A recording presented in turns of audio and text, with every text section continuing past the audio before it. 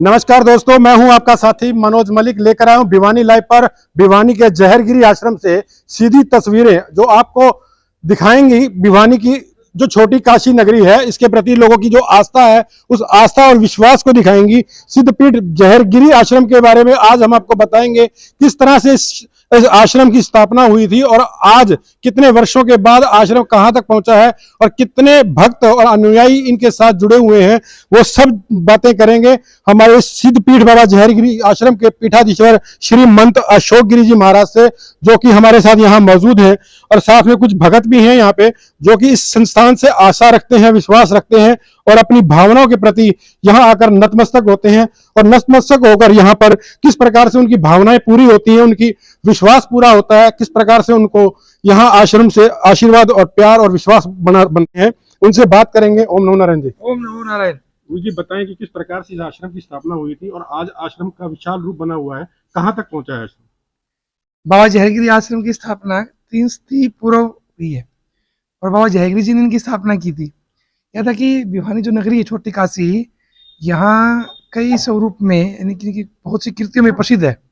यहाँ के भगत भी, यहाँ सेठ भी, यहाँ के व्यापारी वर्ग भी, कलाकृति, खेल, नेता, भिवानी का कोई भी ऐसा सक्षम नहीं है, क्षेत्र नहीं है जिसमें भिवानी प्रसिद्ध ना हो। तो यहाँ के सेठ खुबाराम हुए, बहुत बड़े सेठ खुबाराम अग्रवाल जी। वो अपने व्यापार के दौरान किसी संकट परिस्थिति में फंस गए, या लगाइए कि उनका व्यापार एक तरह से शांत हो गया, ठप हो गया, फैल हो गया और भी बहुत सी उन पे विपत्ति आ गई। तो जब वो ये वहाँ घूमते घूमते, पंजाब की बात नहीं है, जिस व्यापारी के पास गए थे, उस व्यापारी ने कहा कि हमारे यहाँ बाबा रहते हैं जंगल में, उनके पास जाओ सेठ जी। आप कोई गया नहीं, आप जाओ। अगर वहाँ प्रवेश हो जाएगी जंगल में तो आपकी मनवांछित क्रियाएं, जो इच्छाएं हैं, वो पूरी हो जाएगी। खूब आराम जी मरे तो रहे, हाँ चलते हैं दर्शन करें बाबा जी के। और इक्वालिटी होती है वैश्य वैश्य समाज में कि वो पहचान लेते हैं आदमी को चेहरे से ही। चले गए और वो काफ़ी दूर चलने पर उनका प्रवेश होता है जंगल में, डरे नहीं सेठ। लास्ट में हम बिल्कुल जंगल में पहुंच के बाबा के पास पहुंचे। राम राम, श्याम श्याम, ओम नमो नारायण, जो भी बोला, अभिवादन हुआ। और उन्होंने कहा भाई क्यों आए यहाँ पे? सेठ का नाम लिया, खूब राम। बाबा ने मेरा नाम जान लिया तो मेरी परेशानी जानो आप। चल निकल यहाँ से, ठीक हो जाएगा। वो चला गया। तो जैसे वो बाहर निकलता गया तो जिस व्यापारी के पास था वो, उसने कहा कि एक नया व्यापार करना है आपने। मेरे मित्र लोग रहते हैं सूरत बंदरगाह वगैरह पे, या मुंबई, जहाँ भी, वहाँ ये व्यापार करते हैं। वो व्यापार जैसे मतलब कि चमत्कारी था, बिल्कुल ठप होने पर व्यापार प्रारंभ किया और वो करीब 1 महीने में इस सेठ ने करोड़ों रुपए का सिस्टम जोड़ लिया। वो चला गया वापिस फिर बाबा के पास। बाबा आप है ना मेरे शहर चलो, मेरे गांव चलो। जब तो शहर नहीं था, अपने गांव चलो। और अभी सेठ हम जाते नहीं कहीं भी, हम तो यहीं रहते हैं और हमें जाने वाला कोई है नहीं। बोला नहीं, आप बताओ। बोला अभी तो और काम कर और व्यापार। उसने व्यापार जोड़ दिया। उसके जो पहले व्यापार थे वो जो खत्म हो गए थे, वो भी चेतन हो गए। जो धन फंसा वो धन भी आ गया। उससे बहुत सेठ थे वो। बाबा का उन्होंने परिवार से आके पूछा, बाबा को लेके आऊंगा मैं बाबा जहरगिरी को। इन्हें पंचायत की 4 वर्णों की, ये जो वर्ण जाति से तो नहीं बोल सकते, 4 वर्णों की। उस समय जाति से नहीं था, जैसे कि व्यास, ब्राह्मण, क्षत्रिय और शूद्र वर्णों की मतलब पंचायत हुई। पंचायत बोलती थी, सभा बोलती, बिठोल। चले गए बाबा को लेने। बाबा ऐसे चलो सेठ में, मेरे जितनी बार तेरे पास दौलत है, धन है, जो माया है, वो मेरे ऊपर तुम बरसा देगा तब चलूंगा। ठीक है बाबा। सेठ आया, उसने सभी रेडियो इकट्ठी की। रेडियो में सब जो सर्फियाँ थी, जो सिक्के थे, जो चांदी के या अच्छे मोतियाँ थे, वो सब भर लिए। कहते हैं कि काफ़ी लंबी लाइन लगी थी सेठ के पास, उन्होंने सब कुछ ले लिया और सेठ अपने परिवार से ही चला गया बाबा को लेने। बाबा से पूजा करता करता आ रहा करता। और ये भी नियम था, जहाँ जहाँ मैं रुकूंगा वहाँ वहाँ भंडारा करना पड़ेगा। और साथ में जिस गाँव में हम रुकेंगे, ये पड़ाव 7 दिन लगे यहाँ पहुँचने में, 7 दिन में जहाँ जिस पड़ाव होगा उस गाँव की कन्याओं का भार भी तेरे ऊपर रहेगा। भाई कन्या का भोजन, गौशाला, मंदिरशालाएं, वो सारा व्यय तुम्हें करना पड़ेगा। सेठ ने कहा ठीक है। ऐसे कहते हैं कि उस समय बहुत सी कन्या की शादी भी हुई, बहुत मंदिरों ने या मठों ने, धर्मशालाओं ने तरक्की भी की। बाबा यहाँ आके बैठ गए, उसके बाद यहाँ से गए नहीं बाहर। और टाइम हुआ तो सेठ को अहंकार हो गया कि बाबा को मैं लेके आऊँ, पर चर्चा हुई, सेठ को बाबा लेके आए। वो अहंकार रूप में यहाँ से में आने लगा। समाधि सेठ की भी पीछे। बाबा ने बस लिया, अभी सेठ अच्छा है और सेठ में अहंकार नहीं आना चाहिए। लक्ष्मी में अगर अहंकार आ गया तो विष्णु नहीं बन पाएगा, वो राक्षस बन जाएगा। लक्ष्मी स्वरूप शांति की है, पुरुषार्थ की है। उसका अहंकार खत्म करना है भाई। नहीं धोना था, इस धोने पे बोले बाबा, अरे खूब आराम, बोले बाबा जी लघु शंकर जाना, चल चलो बाबा। उठा के ले गया बाबा को साथ में पकड़ के पीछे। लघु शंकर की जैसे ही जैसे पेशाब किया, सोने के पार दिखा दी सेठ को। बोला सेठ जितना तेरा लगा है लब्धेम, जितना तुझे प्राप्त किया है उससे 1 सहस्त्र यानी कि 1000 गुना कर ले और स्वर्ण ले ले। यानी तुम चांदी भी डाली थी, सोना भी था, मोती भी थे, अच्छे माणिक रत्न भी थे, वो सबको जोड़ के 1000 गुना कर ले, इतना सोना ले ले। ये मत कहना कि बाबा जयगिर को मैं लेके आऊँ। उसने वहीं नतमस्तक और बोला बाबा मुझे जाना नहीं है। तो बोला बोलो कि तो क्या चाहिए? बोला मुझे भक्ति चाहिए और एक जो मेरा समाज है, इसके 9 गोत्र है यहाँ पे, बंसल, गोयल, तायल, सिंगल, इन गोत्र वैश्य में, और ब्राह्मणों में कौशिक, भारद्वाज, अत्रेय, क्षत्रियों में तंवर, चौहान, वो सभी गोत्र के संप्रदाय को उसने कहा चारों वर्ण आपने लिखा है सभी गोत्रों के यहाँ। मतलब पूजा धोग भी होती है उनके, अभी भी होता है सेठों की, तो वो थोड़ा थोड़ा कम से बोलते हैं, बाल उतारना सब होते हैं। सेठ ने वहीं आगे नहीं आए, वहीं धोती थी पाड़ ली उन्होंने, उसकी लंगोटी बनाई और वहीं बैठ गए वो, वहीं तब किया और सब कुछ छोड़ दिया। ऐसी महिमा बाबा की। तो ये है सिद्धपीठ बाबा जहरगिरी आश्रम की कहानी, जहां बाबा जहरगिरी यहाँ पर प्रकट हुए और लोगों के संकट काटने का काम उनके माध्यम से होता है। और ये सिद्धपीठ बाबा जहरगिरी आश्रम की वो गद्दी है, आकर यहाँ के इनके दर्शन करते हैं।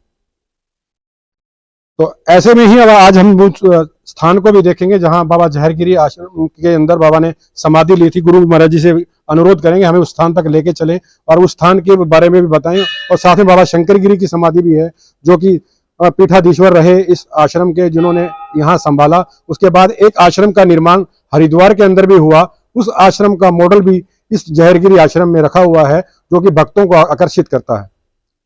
चलो अंदर। ये सिद्ध आश्रम है और ये है बाबा जहरगिरी की समाधि। और समाधि के अंदर हम लोग पहुंचे हैं दर्शन करने के लिए। हमारे साथ श्री महंत पीठाधीश्वर अशोक गिरी जी भी हैं। तो गुरु जी कब से है निर्माण हुआ है ये समाधि का निर्माण, समाधि कब ली? समाधि का भी उत्सव है बाबा का, महासमाधि का 9वीं के दिन पौष मास 31 दिसंबर को है। और आपके चलने के द्वारा सभी जितने भी क्षेत्रवासी हैं देखने वाले हैं, पिछले साल करीब हमें 1,30,000 लोगों की व्यवस्था थी भोजन की, अब 5 लाख लोगों की व्यवस्था भोजन की रहेगी। आसपास गांव भी आएंगे, शहर की जनसंख्या तो 2 लाख के आसपास है। 52 गांव और जो बाबा को पूछते हैं आसपास के 52 गांव, तो सब पहुंचेंगे। समाधि की जो स्थिति, समाधि का 30वां निर्माण हुआ है इस पत्थर में, और अभी और भी कुछ होना है भविष्य में, 2-4 दिन में। अभी आप नेक्स्ट टाइम आएंगे तो कुछ अलग स्वरूप दिखेगा, वो बता सकते नहीं, वो गुप्त है। एक अच्छा स्वरूप होगा, बहुत अच्छा स्वरूप वो दिखेंगे, कुछ अच्छा हुआ। समाधि की प्रतिमा और प्रतिष्ठा ये गुरु महाराज ने 86 में करवाई थी यहाँ पे दिसंबर में। और उससे पहले यहाँ पे पेंटिंग की तस्वीर थी, उससे पहले छोटा सा मिट्टी का घरसा था। 200 अखाड़े में अगर पूर्णतः देखे जाए तो 245-250 वर्ष से ऊपर बाबा समाधि लिए हो गए हैं, और 125 वर्ष की आयु बाबा ने पूरी की थी। आश्रम तो वो शंकरगिरी बाबा जी के नाम से है, तो उस आश्रम में क्या विशेषताएं हैं? हरिद्वार में किस प्रकार से निर्माण करवाया गया, क्या व्यवस्था है? ये बाबा जहरगिरी का आशीर्वाद से बना और शंकरगिरी धाम है, अच्छा आश्रम है, और सभी व्यवस्थाएं हैं, जैसे कि वहाँ पे रहने के लिए भोजन जो रहेगा, वहाँ भोजन है, वातानुकूल कमरे भी हैं। सीधी बात है, प्राकृतिक स्वरूप है, पीछे आप जाओगे जंगल है, पूरा फॉरेस्ट है, जंगल है, रहने का आनंद है।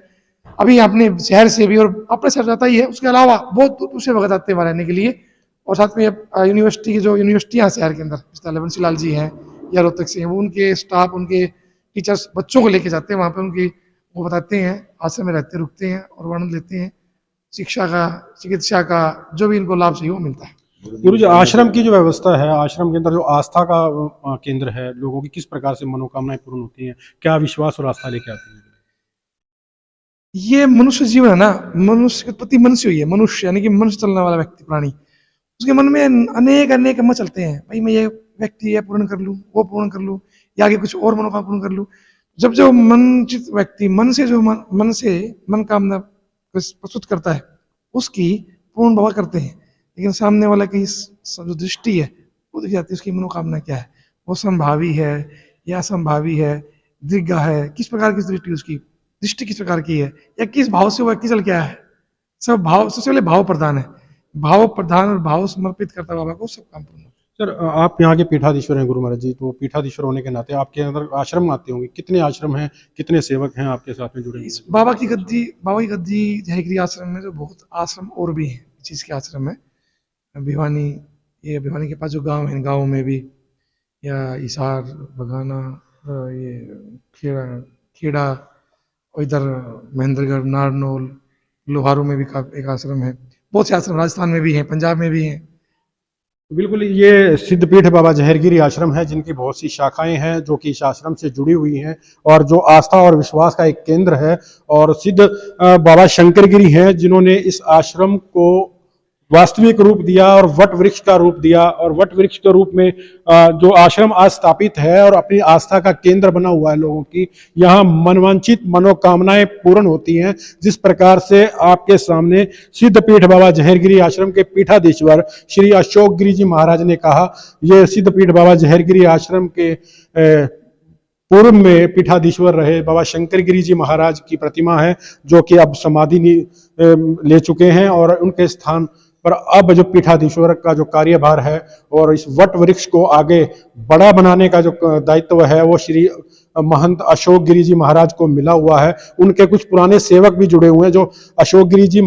किस प्रकार की आस्था और विश्वास है, आप लगातार हर साल भंडारे में यहाँ पे आते हैं, अपनी सेवाएं देते हैं? मैं गुरु को सबसे ज़्यादा मान्यता देता हूँ, और जहरगिरी बाबा जी के शरण में जब आ जाऊँ तो यहाँ कोई तकलीफ नहीं होती।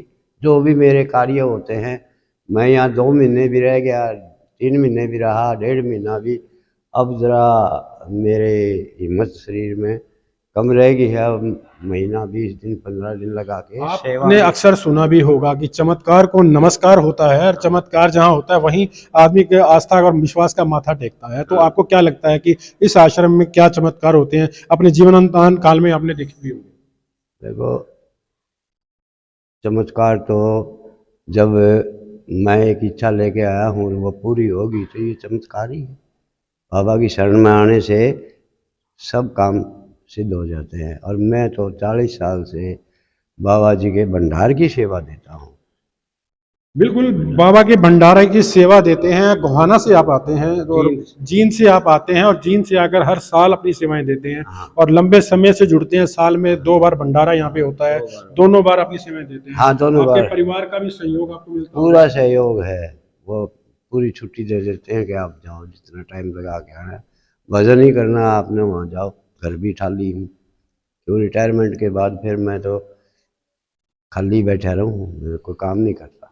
बिल्कुल, जहाँ सेवा समर्पण होता है वहाँ गुरु आस्था जुड़ी होती है, वहाँ भक्ति भी निरोल होती है, तो साक्षात ब्रह्म भगवान भी आकर उस भक्त के हर मनोकामना पूर्ण करते हैं। ऐसी आस्था और विश्वास का एक केंद्र बिंदु के रूप में है भिवानी का ये सिद्धपीठ बाबा जहरगिरी आश्रम, जिसके साथ आप जुड़कर अपनी आस्था और मनोकामनाओं को पूर्ण कर सकते हैं।